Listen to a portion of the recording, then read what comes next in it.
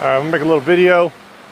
If you got one of these newer Peterbilts that's got this type of surge tank, coolant reservoir, whatever you want to call it, it's probably going to have a coolant level sensor that looks something like this, and it's going to go up in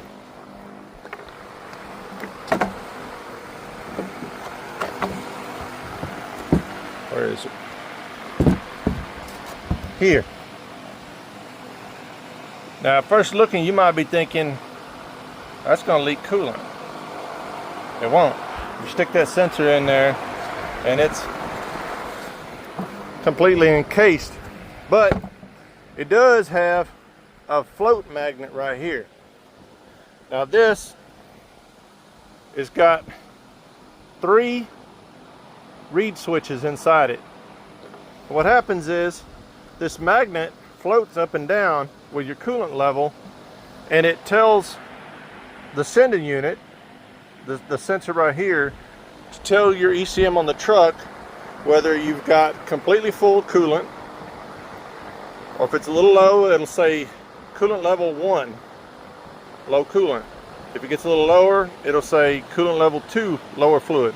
And if it gets all the way down here, it says level 3, and it turns red on your dash and starts throwing a shit fit. But the thing about it is even if it goes even a slight bit down, it activates that first reed switch, and you get a low coolant. Hey, Miss Brownie, there's my helper today. You get a low coolant light on the dash and a constant beep, beep, beep, low coolant. And it's annoying as crap. So today I'm going to show y'all how you can rig one of these up. And by the way, full coolant on this does not necessarily mean that you're not going to have that annoying low coolant ding, ding, ding warning. Because what happens is sometimes these floats get stuck. So even though you're full of coolant, you're still going to get that annoying ding, ding, ding. And there is nothing worse than having to drive 1,000 miles. Listen to that. Ding, ding, ding, low coolant. Ding, ding, ding, low coolant. When you know damn good and well you're full of coolant. So I'm going to make a video on how to deal with this situation temporarily. How to rig something up so that, so you can actually drive the truck without going insane listening to that low coolant alarm. Okay, it's part 2, and I know there's probably going to be some of you asking, well, James, why not, if the sensor's bad, why not just replace it? If the tank is bad, why not just replace it? If you're on the road, replacing the tank is doable, but it's a pain in the butt. You got to drain some of the coolant, not all of it. And plus, this tank, if you buy it from Peterbilt, it's about $800. Now, you can buy it off of Amazon and eBay and such, but the problem with that... Oh, hello, Mr. Walker. That's my other supervisor. He's keeping an eye on me. Anyway, the other situation is that there are reasons why you could fill up your coolant in the morning and be completely full and have that coolant level fluctuating, because this sensor rides so high in here, you can lose very little coolant before you start setting off the low coolant bell. So if you have a bad EGR cooler that's leaking pressure, or you could have a head gasket issue that's leaking pressure, and it can cause the coolant level to fluctuate up and down, even though you filled it up in the morning, and even though you're not leaking, you're not losing any coolant. If you start getting alternating amounts of pressure in here, yes, this cap will relieve pressure after 16 pounds. But the thing is, it will only relieve so much pressure. So if the pressure starts coming in faster than that can relieve it, you're going to get more pressure than 16 psi in here. And the more pressure you get, it squeezes that water, that coolant down. So, obviously, if you got an EGR failure or a head gasket issue, that's something you have to fix. But this is just something that will get you home without having to deal with all that on the road. So that's kind of the point of this video, is to show you how you can bypass your low coolant sensor so it just won't drive you to the point of insanity with that dinging and a low coolant buzzer and light. So that's the whole point of this. And what I did was I took and I cut off a piece of this plastic channel that goes up in here where the sensor mounts. And I'm going to take that and put it inside here like so as a spacer, and it will slide that on there. And you can use glue or super glue or duct tape, Gorilla Glue, you know, whatever you have to mount this on here like so. Well, let's see if I can, like so, and put it in a position where it's up high so that that magnet is going to tell this sensor that you're full. And then you'll take this sensor. Okay, thanks buddy. There's my helper, Mr. Jacob. You'll take this sensor and hook it up right there. And you can tape it over here. And that will trick the coolant system into thinking that your coolant is completely full, and it will let you drive home and deal with further issues at the convenience of being at your house. Alright, here's what I'm going to do. As you see, I've still got the sensor installed in the tank.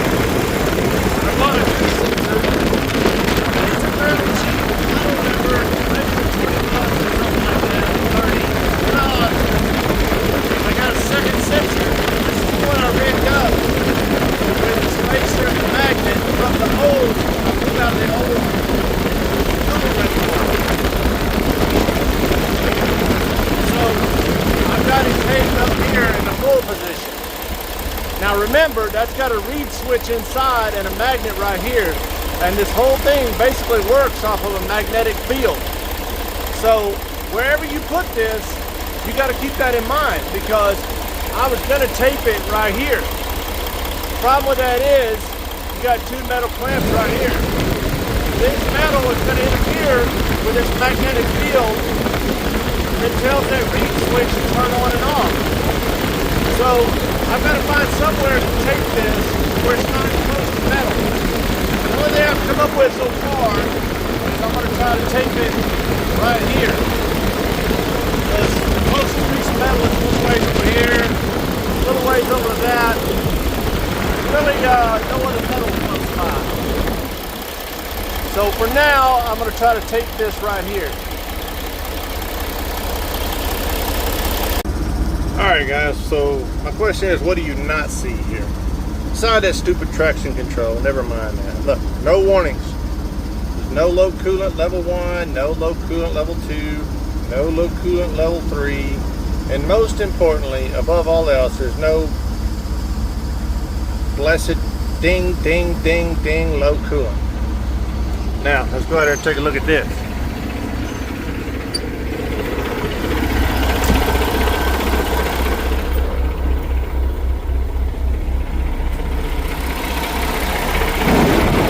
Here's what we end up with.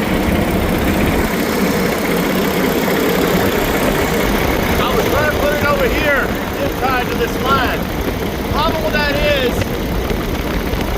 the reed sensors in here work off a magnetic field. You get them too close to metal, what does that do to the magnetic field? It interferes. So you got to keep it away from other pieces of metal as much as possible. So I put it right here. It's halfway between this piece of metal and these hose clamps. The only other piece of metal near is this, and so far that's been far enough away to not interfere with the magnetic field that this reads. Now I want to warn y'all, I want to say this 2 or 3 times so this soaks in. Do not do this if you're losing coolant, okay? When I say losing coolant, I mean in an excessive amount. If you're losing a gallon every minute or every 10 minutes. If your coolant is like literally going down, you can see it. Do not do this. You will burn that engine up, and it'll cost you 25 to 28,000, whatever these are running nowadays. If you're losing a little bit, you know, maybe you have to put in, I don't know, 8-9 ounces a day or every couple of days, and you just need to get home. And if you've got an extra sensor, and if you can get a little magnet that's in a round shape, you can put it on there, tape it up, and you can trick the truck into thinking that the coolant system is full, even if it's a little bit low. But again, I want to stress double and triple. Do not do this if you're losing an excessive amount of coolant. And even if you do this, you want to check your coolant, as you should anyway, every morning, and probably like lunchtime and at the end of the day. Keep an eye on your coolant, because when you've got this rigged up, you no longer have any information coming to your dash telling you if you have coolant, how much, of any kind of information like that. So you got to keep a sharp eye on your coolant. This is just something to rig you up, to get you to your home shop or your house, to keep you off the hook, off the record, and to keep your sanity in place, so you don't have to sit there and listen to ding, ding, ding, low coolant for 1,000 miles to get home. And I hope this helps somebody out. Y'all have a good one.